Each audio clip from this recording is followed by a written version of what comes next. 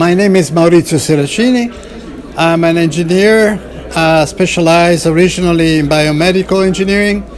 And for many years now, I've been recycling my knowledge in engineering applied to real patients to works of art. And so I'm doing authentication of art. This is my field of expertise. The main goal and the main scope of my talk was to explain and to share with the audience experiences, working experiences that I had throughout my professional life, problems that I've encountered, limitations that there are so far, suggestions, but above all, awareness about the risk that today the art market is involved with, because there is a lot of money, a growing amount of money worldwide invested in art, but the art world does not have basically any rule, which means if there is room for a lot of crime, a lot of money laundering, a lot of looting, a lot of fakes, a lot of forgers, and science can play a big role in this.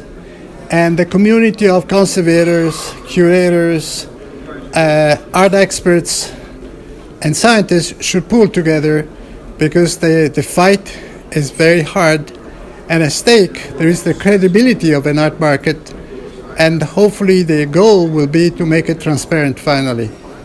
Well, art appraising obviously is very fundamental for the art market, because people need to know the value of what they're buying. But my question, which might sound obvious, how can you set a value if you have not assessed the authenticity of an artwork, which should be the first answer provided, even before the provenance, even before the ownership, even before what is called due diligence. Because if we discover that the object of interest for a client is a fake, everything else, it doesn't matter. And so appraising first should rely on authentication.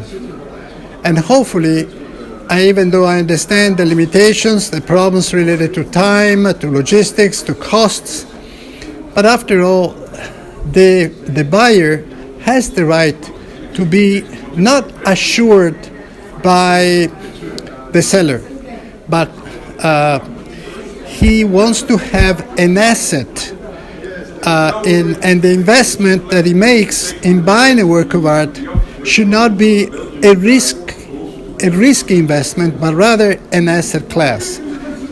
Like buying a house, like buying something that you can prove that is tangible, that is real, that has a real value once you resell it. This, unfortunately, is a long way to happen, because there is still so much distance between science and attribution, which is an opinion, incidentally, and after that, the appraisal based on attribution, because that's what today is done, regardless the authentication. Thank you very much. My pleasure.